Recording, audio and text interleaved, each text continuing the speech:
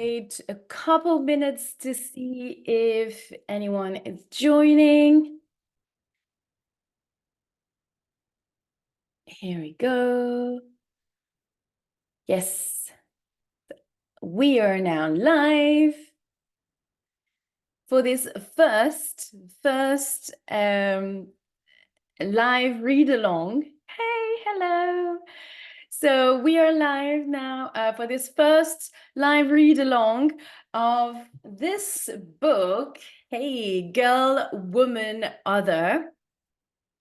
And if you're watching, I would like to know if you already know about this novel.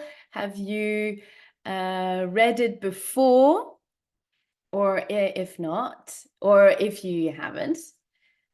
I would love to know. And here we go. So let's wait for another minute. And I will start talking about the book and start reading, of course, the first chapter. Okay. So I'm also recording this video, this live, for people who are not able to attend live. It will be available on YouTube either today at the end of the day or in a couple of days. So as soon as I'm able to put the video online, then it will be available for you to rewatch. And of course, if you're on Instagram, then you can rewatch it on my Instagram feed because I will be uploading it as well. So there are two ways to rewatch this live event. Okay, so I'm gonna start. So just to do a quick recap, because this is a new format that I'm starting now. So I started reading graded readers books back in November, and I was reading 2 or 3 chapters during one session, and now I'm just going to read chapter 1. And as I explained in this, I'm going to do a quick overview of this book, and just to explain.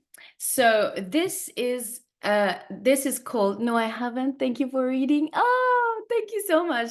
Thank you for being here. And if you have any questions, please leave a comment. Don't hesitate to message me.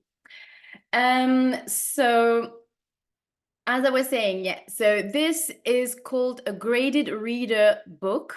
It's an edition, a part of a collection from the publisher Penguin. It's a very famous publishing house. I think they're American anyway. And so they adapted the original version of this book. So from the original version from Bernardine Evaristo. So this is a much shorter version, as you can see. Instead of the 400 pages, you have here maybe 100 pages roughly. So this one is for B2 level. So every book have here an indication of the level. So that's level 7, and behind you have the explanation here of what different grades correspond to what level. So here you've got the levels in the little in the colors, and then the little round colors, and then you've got level 7 is the top level, which is the equivalent of B2, which is upper intermediate level. So if you don't know your level, I think it's best for you to check out. But if you know more, if basically is if you're able to understand what I'm saying, and if you're able to have a short conversation in English, then you sort of intermediate level. Okay, so so that's the level of this book, and I assume then above B2, if you've got a B2 plus, that can be also good for you. If you haven't read a book on your own, a book in English on your own, then it's a good start. And above that, then that means that you're sort of able to start reading books from made for native speakers. That can be 200 pages book, or contemporary novels, graphic novels as well. I'm going to do a podcast about graphic novels soon. So yes, it's going to be a good start for you. So Bernard, girl, woman, other. So this author is a British author. So the expressions they're going to be in the book might be more linked with British English. So I'm going to show you quickly how the book is structured. So here you have a short note about the story, and you can find this book on my Amazon graded reader list. And there is a link in my bio. So you have here a short summary of what the book is about and what the story is about, and then a couple questions about the whole book and about the topics of the book that we'll look into a little bit later. And then you've got here the chapter 1, and here there is 5 parts. It's divided in 5 parts, and you've got 14 chapters. 14 chapters. It's roughly the same amount of chapters. I've read Sense and Sensibility last time, and Frankenstein, and there were level 5, and which is B1. So lower intermediate, let's say. And they also had 14 chapters. So I guess that Penguin readers roughly divide them every time in 14 chapters. It seems like it. I don't know. I haven't read all the different levels, but so far this is what I've noticed. So you've got the chapters, and at the end of the book, this is what I like about this edition, is that for every chapters, you've got a couple of questions here. So we will be able to look at, so I'm going to read the first chapter, and then at the end of the chapter, we will be able, hey, Bilkis. And then at the end of the chapter, we will be able to, I will ask you those questions. If you don't have the book, if you have the book, it's even better. So you have the questions, you will be able to read the questions and to see exactly the questions. But yeah, that's going to be interesting. So you see, for each chapters, you've got 3 or 4 questions. And after that, you've got after reading questions as well. I think this is more about the book as a whole, the whole story. And then you've got exercises. That's nice as well. If you self-studying English, then that's great, because you have exercises on vocabulary, tenses. It's kind of fun to test yourself.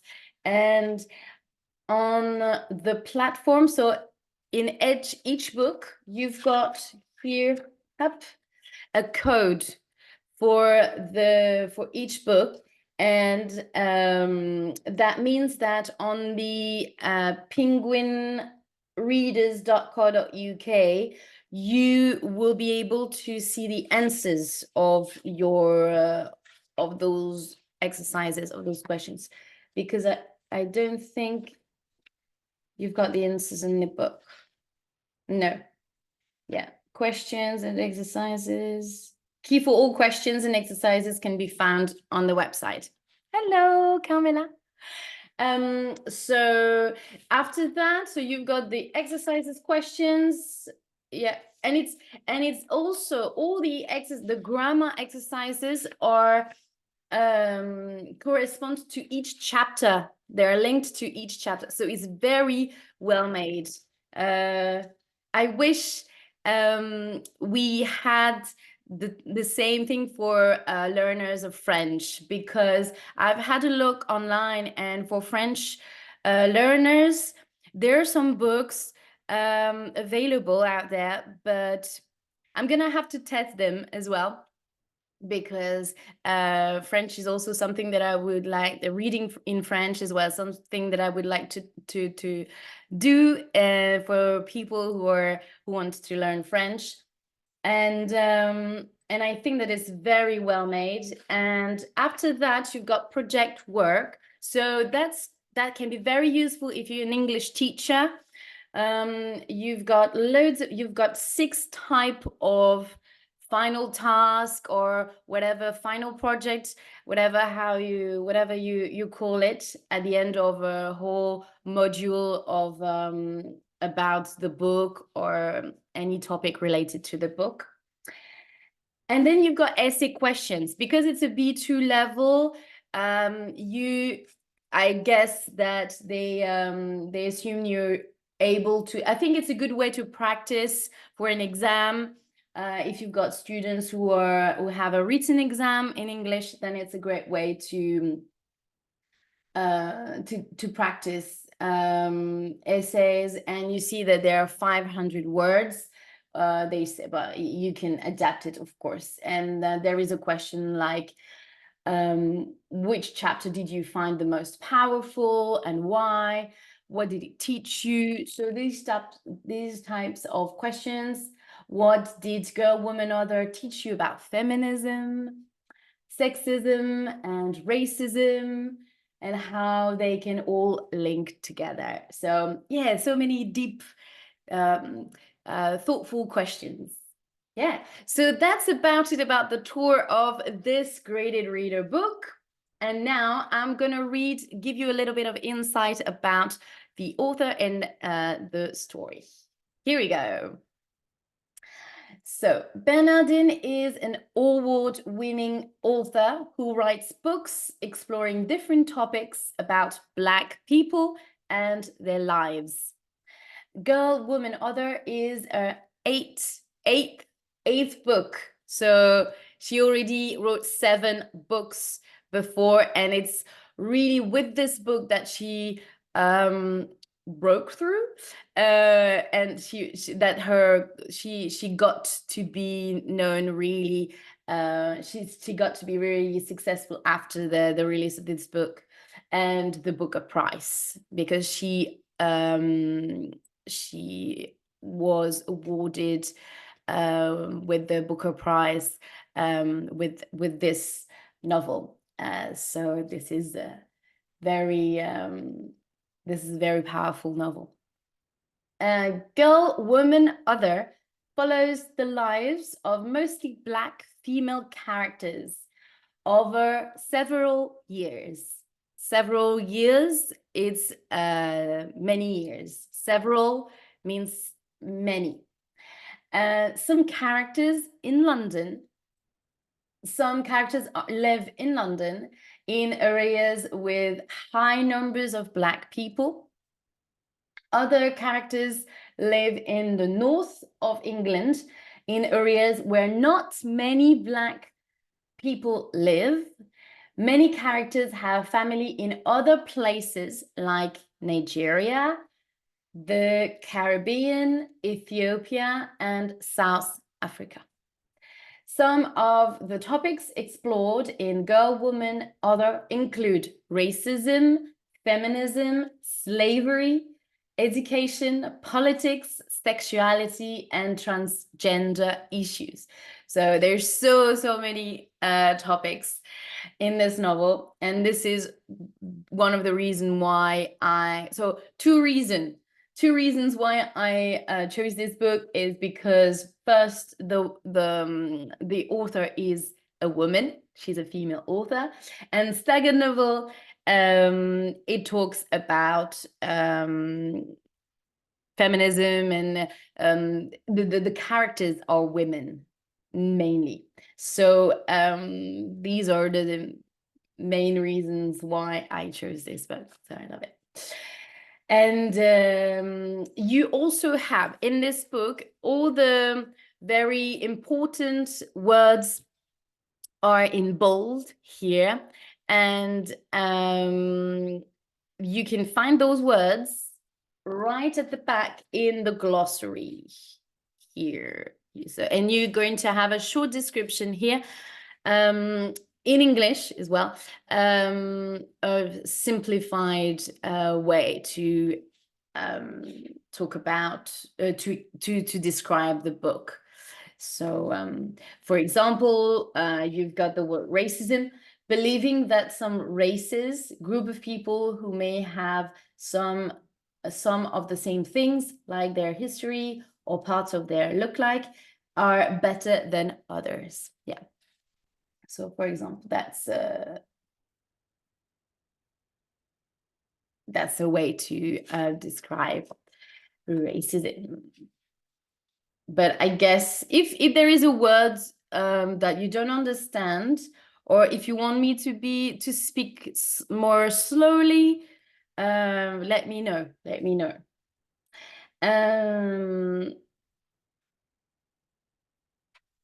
Oh yes, maybe we can try those questions. I'm gonna read those questions so that you can answer if you want. You can leave me a comment in the chat and let me what you think. So first question, who do you think the word other is in the title, girl, women, other? Why do you think, what do you think other means? What is that for? What does that stand for? Let me know. Question 2, feminism is an important part of this story. What does the word feminism mean to you? So that's more a personal question. What does feminism mean to you? And third question. Some characters in Girl, Woman, Other live in England during the 1950s. 1950? In the 50s? How do you think feelings towards Black people in England have changed since then? So whether you are living in England or not, doesn't matter really. I think that's really generational, and it's more it's kind of universal, I would say, sort of. Or if you're a country from, whether if you're from France, Spain, I think that's something that you can also answer, whether it's just reflecting on how society has changed over the years, and specifically since the 50s. How do you think people were behaving at that time in regards to Black people? So you can think about your own experiences in your own country. I think yeah, that doesn't matter whether if it's in England or not. Yeah, but if you live in England, that's you firsthand, you can answer this question. But yeah, it doesn't matter really. Okay, so I'm gonna start with chapter 1, and each chapter will have will be the name of a character. Okay, so for this first chapter, it's Amma. Okay. Amma is walking along the path next to the river. It is early in the morning. The sun has begun to rise, and she can hear a violin behind playing somewhere in the distance. Amma's new play, The Last Amazon of Dahomey, opens at the National Theatre in London tonight. So a play is where people, when you go to the theater, not the cinema, the like theater, the traditional theater, and people, actors, comedian actors are playing in a play. Okay, we call that a play in English. Okay. And this play is called The Last Amazon of Dahomey. Okay. As she walks, Amma thinks back to when she first started working in theatre. She remembers how she and her friend Dominic would go to shows and shout insults at the actors and actresses on the stage if the play offended them. Amma remembers once pouring a pint of beer over the head of a director and quickly running out of the theater, laughing loudly.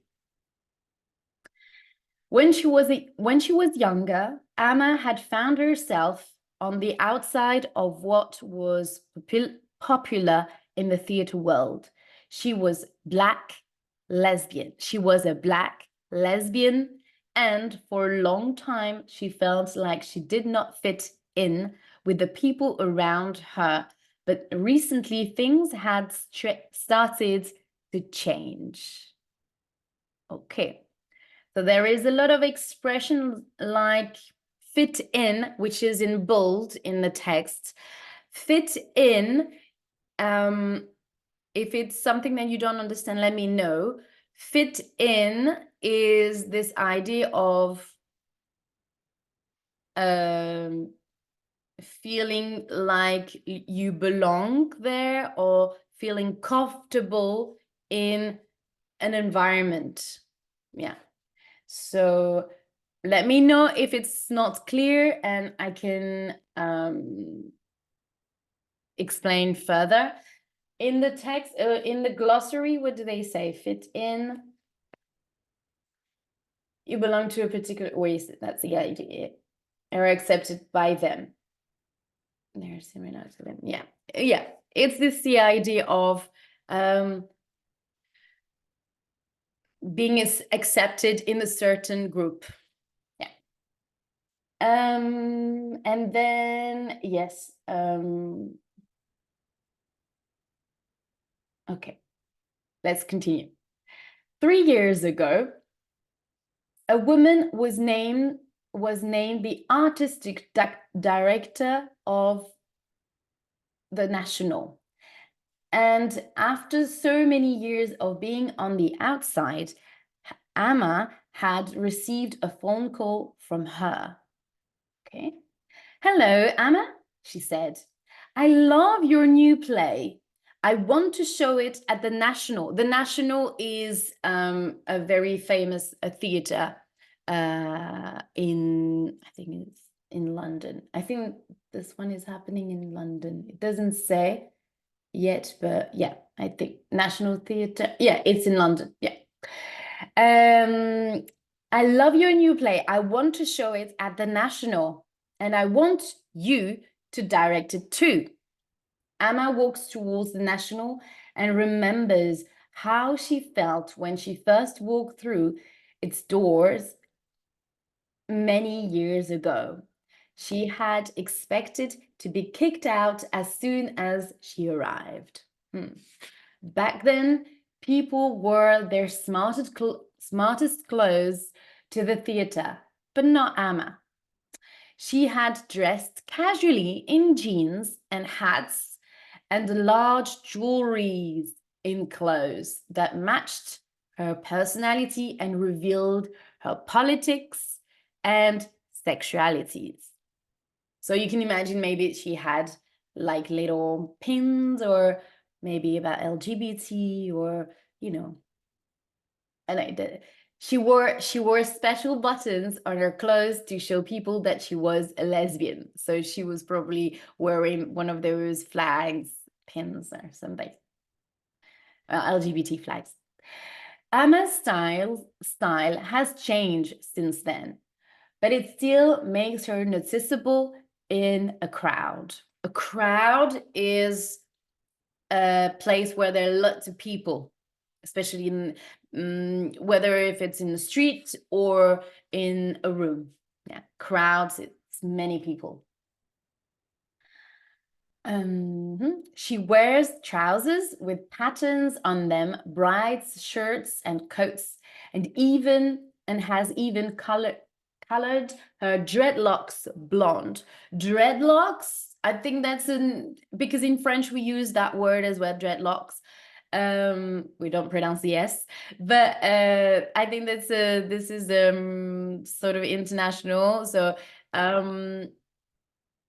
mean, I don't know if it started. It's probably anyway. It's when you've got a very thick. I don't know.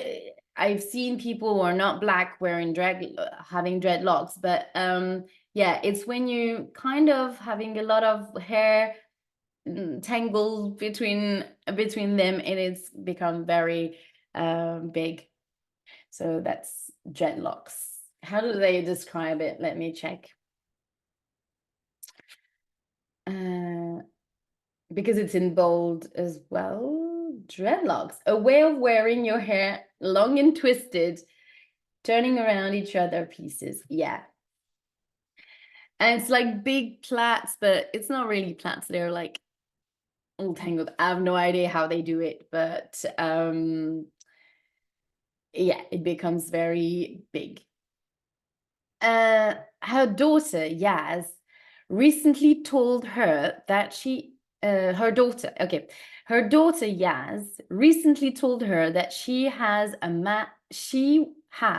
mad old woman look, before begging her to dress more like normal mothers.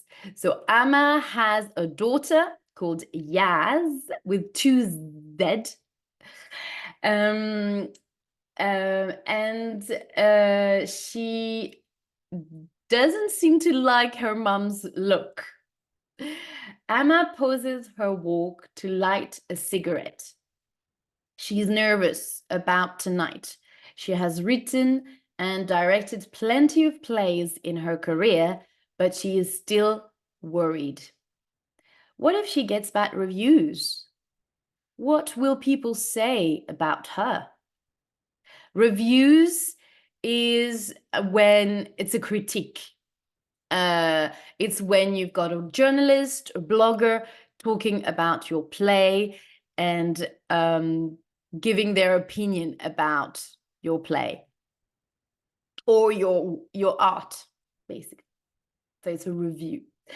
At times like these, Amma misses Dominic, who moved to America many years ago.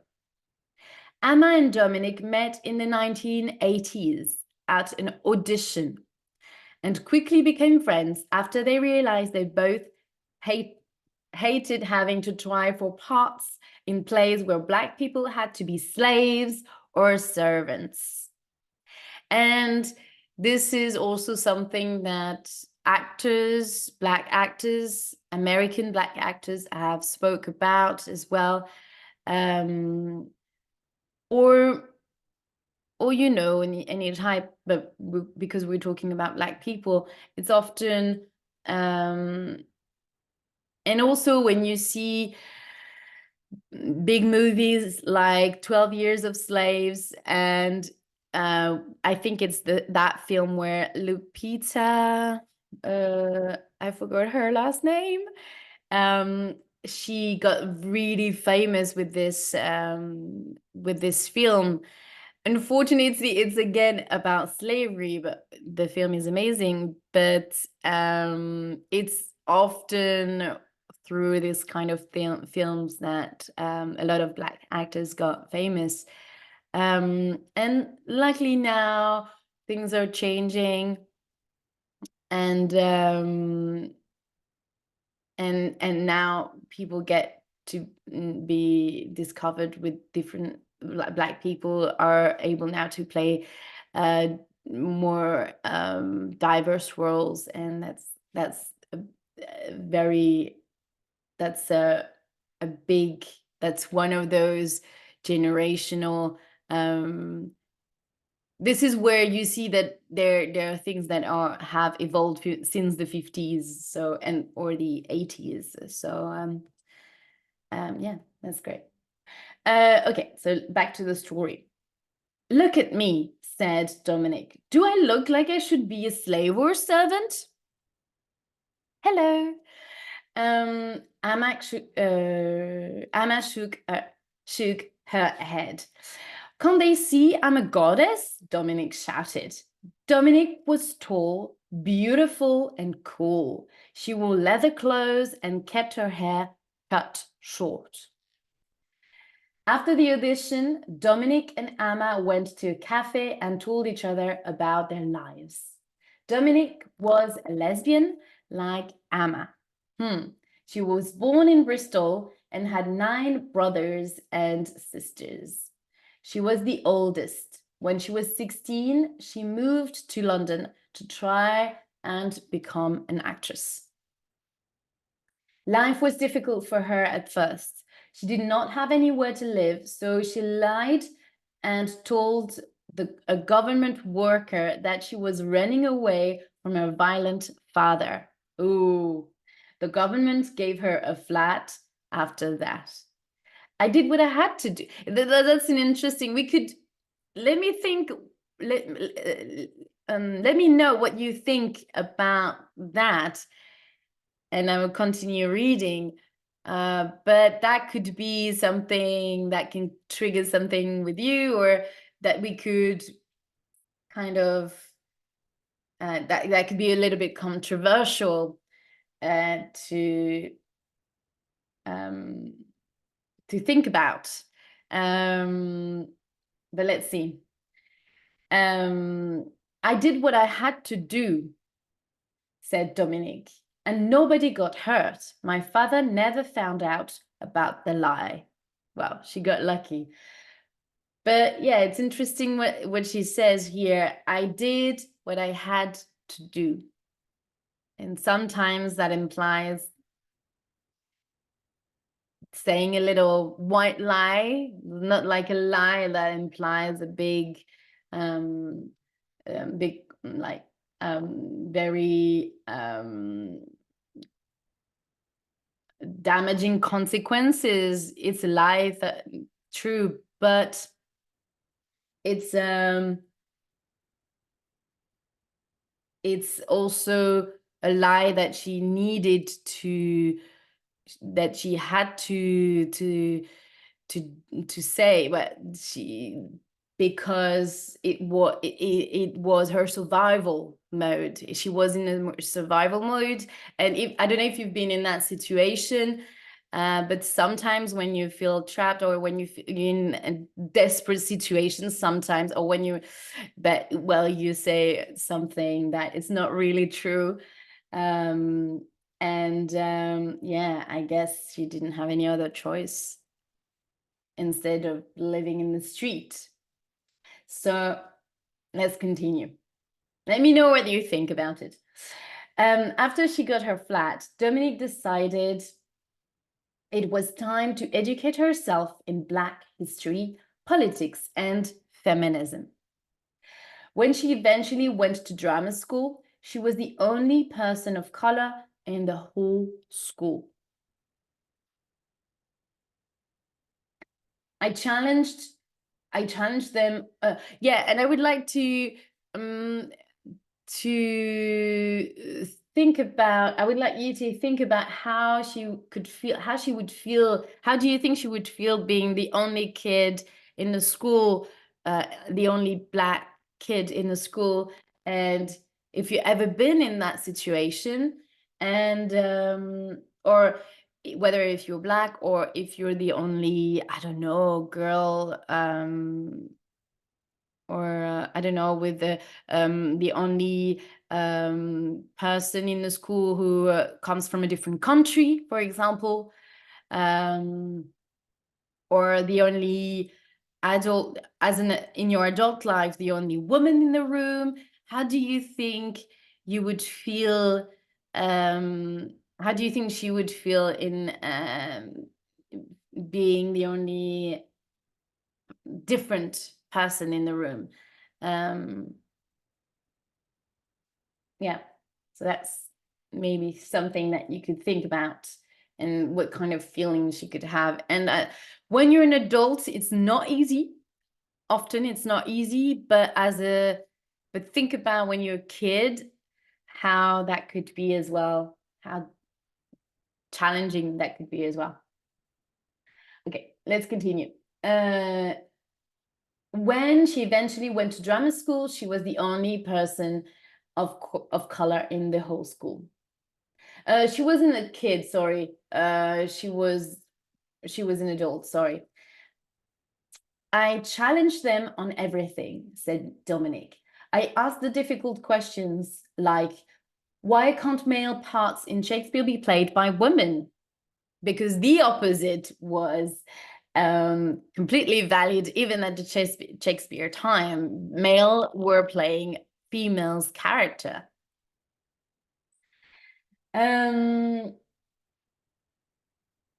Or why is it okay for a white person to play Black character, but not the opposite way? Very, very smart questions. Nobody ever agreed with me. I realized I was on my own. I understand, said Amma. You have to fight for what you believe in. My dad taught me that. Amma's father, Kwabena, I think that's how you pronounce it, Kwabena, was a journalist who had fought for independence in Ghana. The government wanted to arrest him for speaking against them. So he ran away to London, where he met Amma's mother, Hélène. Hélène was mixed race. Mixed race is the word used in French. We use métis. So mixed race is when one of your parents, both of your parents have different backgrounds, whether one is white, the other one is, whether if it's about color, skin color, or whether maybe, mixed race is, usually linked with that, or whether, that can be, yes, so that can be Black and white person, or maybe Asian people who have a different, shape or eye shape or whatever, body trait. So if you have a parent that is from Asia and the other one is Caucasian, like from Western Europe or Western world, that's mixed race. So Ellen was mixed race and was born in Scotland. She had light skin and loose curly hair. The white man in Scotland did not like her. But the Black African man she met in London thought that she was beautiful. Do your parents know you're a lesbian? Asked Dominic. Mum does, said Amma, but not Dad. Mum told me not to tell him. Even she thinks I'll change my mind one day. You see how we would think about homosexuality at the time, that it's just a phase. Amma told Dominic about Elaine, and the first Black women group she had gone to during her last year at her school in Brixton. Brixton is in the south. It's an area in London, in the south of London. The women there spoke about feminism and racism and how it affected them. Amma listened to them speak, and soon she started to feel like she had found somewhere where she belonged, where she fitted in. Okay. Belong is the idea that where you're meant to be, you're in the right place with the right group. Elaine was a member of the group. She was beautiful. Once everyone else had gone home from the night, Amma and Elaine kissed on the couch. Amma thought they had something special together, but at the next meeting, Elaine ignored her completely. That's not cool. Amma did not go back to the group. Oh. Amma and Dominic stayed at the cafe drinking wine until the owner told them to leave. They had decided that they needed to start their own theatre company because they did not want to have parts as slaves and servants. They called it Bush Women Theatre Company. That's a funny name, especially if you know the double meaning of bush. It's not very classy, I would say. I don't know. Let me know what you think about the title. I've read the book, the original version of the book, many years ago, and I loved it. I remember that I had loved it, and I definitely forgot about the name of that theatre company, and decided they would use it to tell. So they called it Bush Women Theatre Company, and decided they would use it to tell Black and Asian women's story. Starting at the theatre company was not an easy job. Amma and Dominic were good friends, but they could not work together well.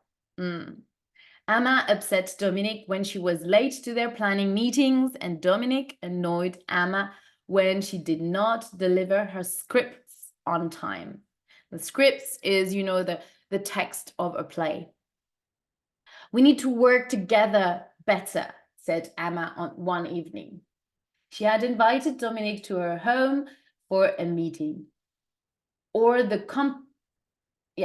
She had invited Dominic to her home for a meeting. Or the company is going to fail. I don't like acting on stage, Dominic admitted. I'd rather do all the organizing. I hate all the organizing and I don't really like acting, said Amma. I love writing though. And that's a very interesting passage here where they talk through their differences and their challenges and what is and having a very open conversation about the way they're running their theater and their company, their theater company, sorry. And I think it's very key to understand and to figure out, and unless you try, you don't know. And it's very interesting to see to be able to figure out what you're good at, what you like, what is it in your job that you enjoy, what part of the job, what part of the job that you do is the most interesting aspect, or the thing that you enjoy the most. Of course, in any jobs, there are parts that you don't really enjoy. You have to do it anyway because it's part of it. But if you had to choose one part or one aspect of your job that you really enjoy, what is it that you love, then what would it be? And do more of that. My best part is reading. It's this, actually, reading, press play and reading to you and chatting about books and this kind of topics. But maybe another aspect that I don't really, I'm not great, is maybe making reels and editing and all those kind of things. Those are, yeah, that can be an idea for you. But let me know in the comments what I don't know if Katie, you're still here, but or if it's someone who else is watching. Tell me what you do. What's your job, and what is it that the thing that you enjoy the most in your job, or and the thing that you don't really like. Let me know. I would love to know. Whether if you're watching this on replay, then leave a comment, and I would love to read your comments afterwards as well. Okay, so where was I? Okay, I love writing though. They came to an agreement. Dominic would be the manager and Amma would be the artistic director of the company. Amma wrote the plays, and Dominic hired actresses and organized tours around the UK. The company did not make a lot of money, so Amma had to work extra hours at a burger restaurant and lived in a squat in an old office building without paying rent. A squat, I think this is kind of international word. It's a place where you stay, but you don't have the right to stay. And you're not in the squad and all the without paying. Yeah, that's right. So you are living in the building, usually buildings there are, or houses or who are abandoned or kind of neglected, and you sleep in this place, you stay in this place, but you don't have the right to be there. Oh, yay. I'm a data analyst. Oh, tell me, Kitty, I hope I pronounce it properly. Tell me what part of your job you enjoy the most, and what part you wish you didn't have to do. Let me know. I'm so bad at numbers. I mean, so let me know. I continue to read. Okay. So squat, an old office building without paying rent.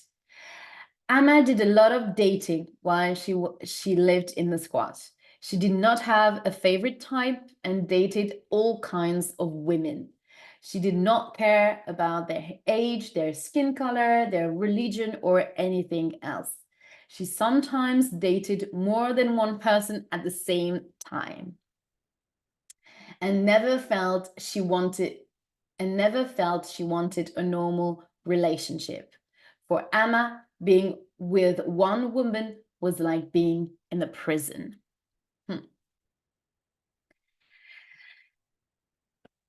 So she likes very open relationships. Okay. Amma entered. Okay, so that was a little bit, that was a little flashback. And now we are back to the moment at the beginning of the chapter, the present moment.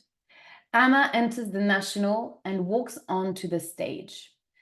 The seats in the audience are still empty, but you imagine the many people who will be sitting in them later tonight. She still can't believe that so many people will be coming to watch her play.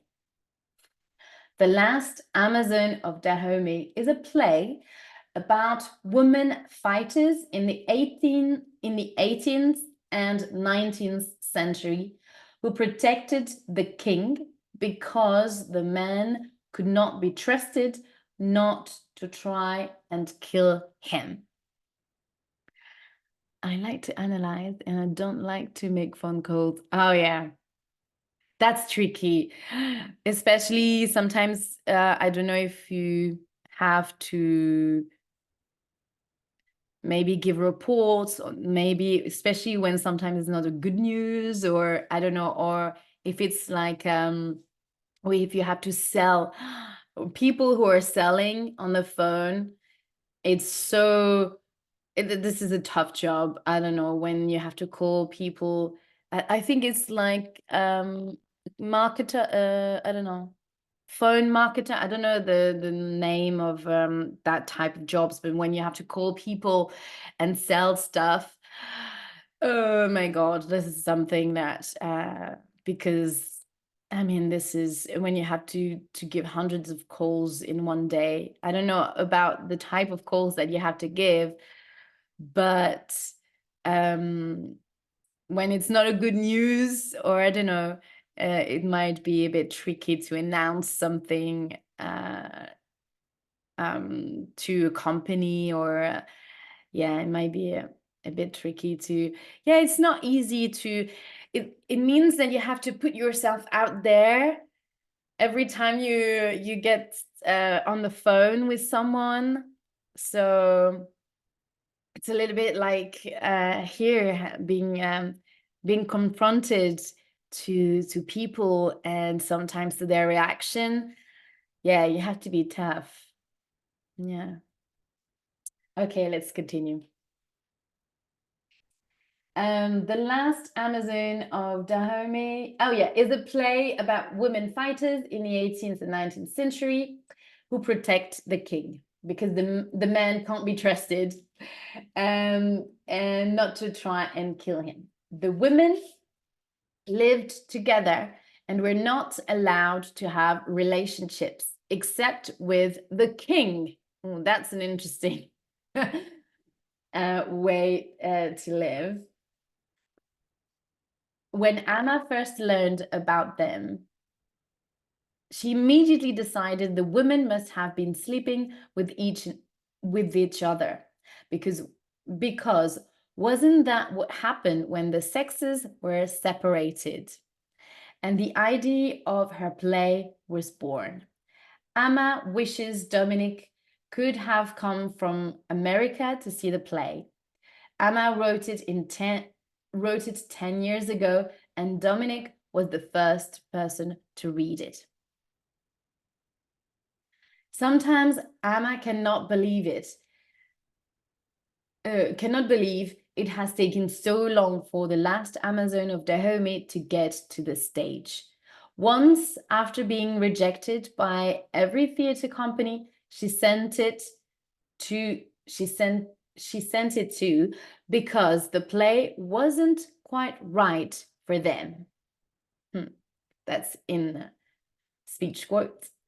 Amma considered restarting the Bush Women Theatre Company to put the play on herself, but she could not bear the thought of doing it without Dominic.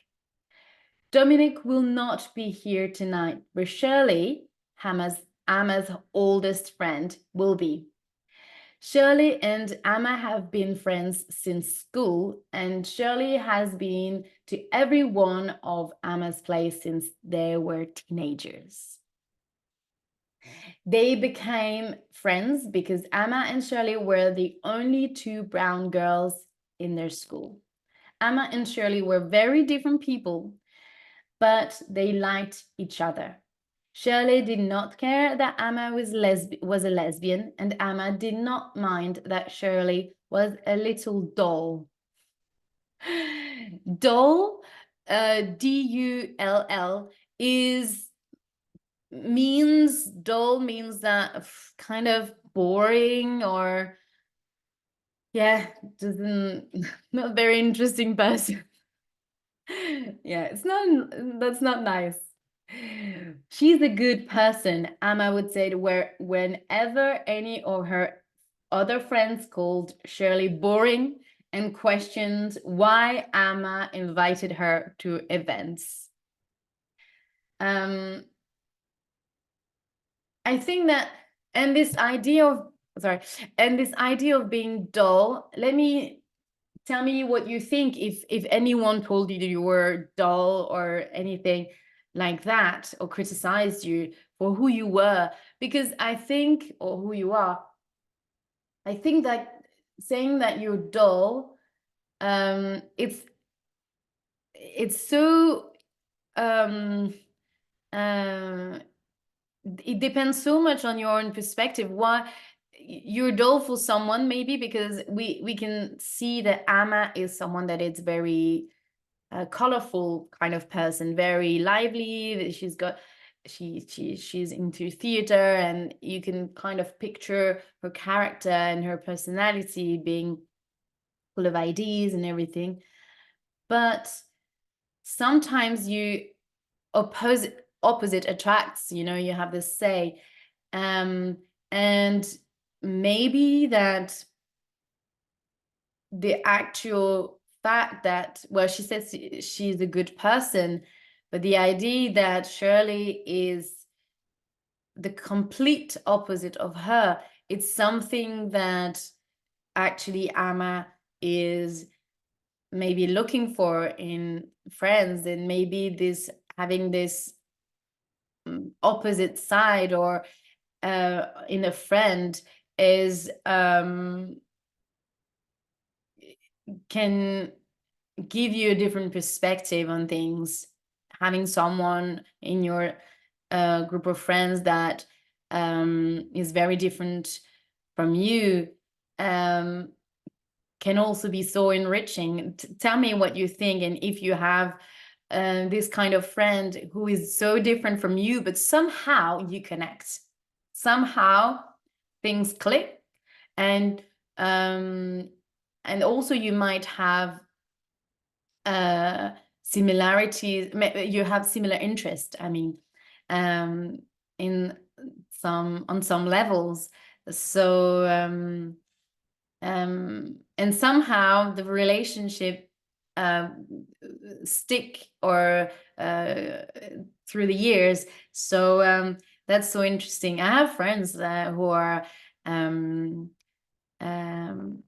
or quite different from me in terms of personality, or yeah, very shy, yeah, or very, yeah, or kind of, yeah, very different from me. But somehow, if we disconnected for some time at a period when we were younger, now we kind of reconnected, and they are very old friend, like school friends. And well, it's nearly, oh my God, it's 1 hour. In 2 minutes, it's going to be the end. Oh, I need to stop talking. My God, it's nearly 1 hour that we have been live. So I'm gonna finish reading the chapter. My God, I speak too much. I speak too much. So she's a good person. Amma would say whenever any of her friends called Shirley boring and questioned why Amma invited her to events. Some of Amma's other friends will be here tonight too, like Lakshmi, an almost 60-year-old musician who will not date anyone older than 35, and Sylvester. Amma knows Sylvester will be there despite recently accusing her of selling out. Amma, Sylvester had said, he took a mouthful from his beer.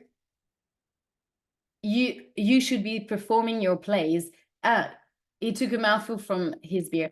You should be performing your plays in libraries for regular people like us. Why are you putting them on in places like the National for wealthy people to watch? The last time I had a show in the library, the audience was full of sleeping homeless people, said Amma. That was about 15 years ago, and she promised herself she would never do a show in a library again. Oh, there are 20 seconds left. I think I'm gonna pause now because I need to finish this chapter. The chapter is a little bit longer than the other from the other books that I read last time. So that's why I got caught up. So I'm gonna restart the live and up.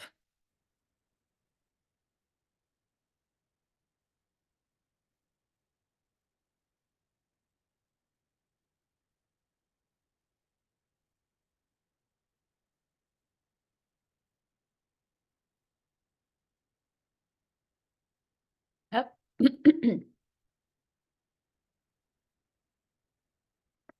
Okay, so hi, back live. So I'm going to finish this chapter nicely. So, but I'm not gonna stay too long. So let's finish it. Um, so selling out, I want to, oh, close. Hi, Katie. Thank you to be back. So I'm going to quickly explain selling out. Selling out, as we understand, Sylvester seems like is kind of doesn't seem to be happy about the fact that Amma is producing, showcasing a play in a theater, like a famous theater. Um, it feels like she's selling her core value to the devil. It's kind of to sell out is really this kind of idea of she's making a pact with the with the devil and the rich people, let's say.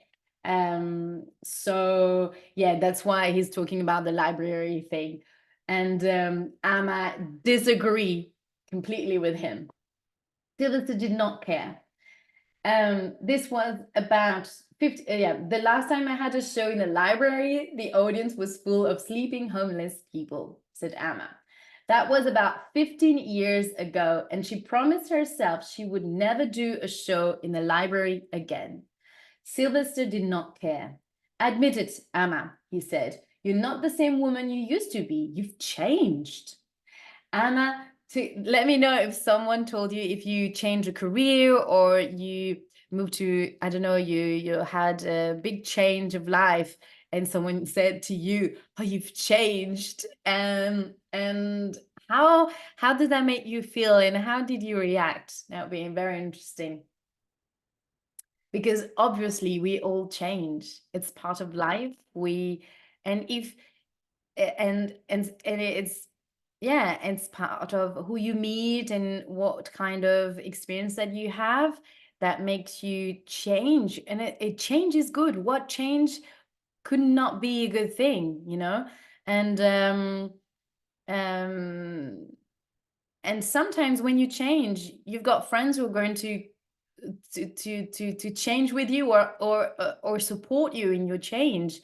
And so change doesn't mean that you have to leave everyone behind and forget about your other friends, but some will stay and some will leave or will not maybe understand what you're going through and what you which way you're going, and would not understand. So let me know if you had that kind of experience. Um, and if you and I think it's a good way to see who your friends, who your real friends are, to see who are sticking through and um, who are really supporting you for you being a friend. And even, I mean, I change in a good way. I'm not saying if you're becoming a completely asshole, and if you, I mean, changing in a good way. I mean, um, Anna stood up and left Sylvester alone with his beer. Okay, so she just took off. She just left.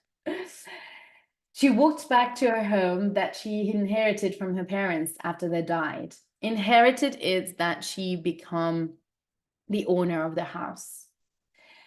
Um, it was very different from the squat where she had lived back in her younger years, in the younger days, but it was hers. Her daughter, Yaz, had been born in the house, surrounded by the nurse, Shirley, and Roland, Emma's good friend, had agreed to be the father of her child. And Roland, yeah, okay. Roland was gay and had been in a relationship with a man called Kenny for 5 years when he also began to think about having a child. Amma was surprised at how much she loved Yaz. And she had once not thought she wanted a child. She took her everywhere with her, on tour, to auditions, to meetings, on trains, and even planes. Amma let Yaz do whatever she wanted, as long as it did not put her in danger and was not rude. Amma wanted Yaz to be free, feminist, and powerful. Yaz, and now it's more about Yaz. Yaz does not call herself a feminist. Everyone's a feminist these days. Yaz told her mother once. To be honest, even being a woman is a bit old-fashioned now. A non-binary activist called Morgan came and gave a lecture at university, and they opened my eyes. I think we're all going to be non-binary in the future. Whoa, that's very... that means no more male and no more female. That's why I don't call myself a feminist. I'm a humanitarian. Do you even know what that is? Amma misses Yaz when she is at university. She hopes she decides to move back home once she has finished her study. Amma wants to tell Yaz that if she wants, she can stay forever. So that's the end of chapter 1. And chapter 2 is Yaz. So now we will know more about Yaz, the Amma's daughter, who is at university. So she's maybe 20 or something. In her 1920, something like that. So that's going to be very interesting to know more about Yaz and how this young woman is navigating with gender issue and gender roles and everything. And I wanted to do a quick look at the questions. Let me check. And for you to answer in the comments or once you rewatch this live. So chapter 1, what does the author mean when she says Amma had expected to be kicked out as soon as she arrived at the theater? What does she feel? What does she feel this? Why does she feel this? So being kicked out is like people will not keep her. They will kick. To kick is like, you know, when you kick a ball, so to be kicked out. So it's very familiar kind of slang. What does Amma's father teach her? And what is Amma's play about? What is Amma's play, The Last Amazon of Dahomey, about? So yeah, those questions are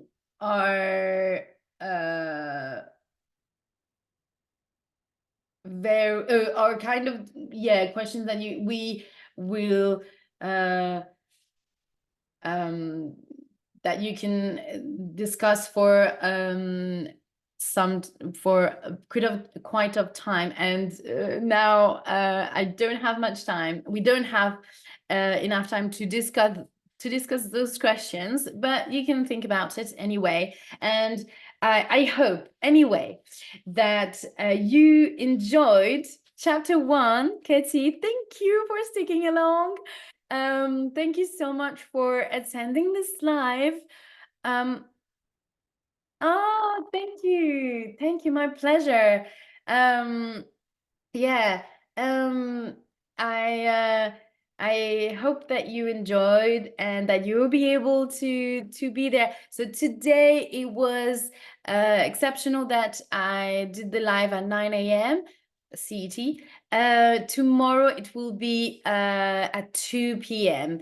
And that's going to be the regular time, the normal time. And if you want to join the book club, you can check out and subscribe to the membership. And I do, because during the lives it's only 1 hour, and I want to be able to for you to practice more English, and to really build a very nice community. So with the membership, you'll be able to, I'm doing a Zoom call on Friday at, no, on Saturday, sorry, Saturday. Each week I'm doing Zoom calls to be able to talk about the book. And because I'm reading this book, I want to be able to discuss further, because with the chat it's not the same as when you're speaking live with people. So each week, on Saturday morning, I do a Zoom call with all the members of the book club. And I hope that you'll be able to attend this Zoom. So that means that you have to be part of the book club, and you have the link in my bio to subscribe to the membership. And I'm planning on doing reading retreats as well. So there are lots of plans that I want to do with this book club, many events. And so on Saturday, we will be talking. So by Saturday, we will have read 5 chapters of the book. So plenty topics to talk about, and exchange with exchange ideas and more. So if you want to be part of the book club and discuss more about the book or your readings, to have more time to discuss, that will be amazing, and I will be happy to hear your voice. That would be great. And exchange, have more time to exchange with one another. So I hope to welcome you in the book club. And otherwise, I'll see you tomorrow at 2 p.m. 2 p.m. this time. Bye bye. Thank you so much again. Bye bye. Have a lovely day.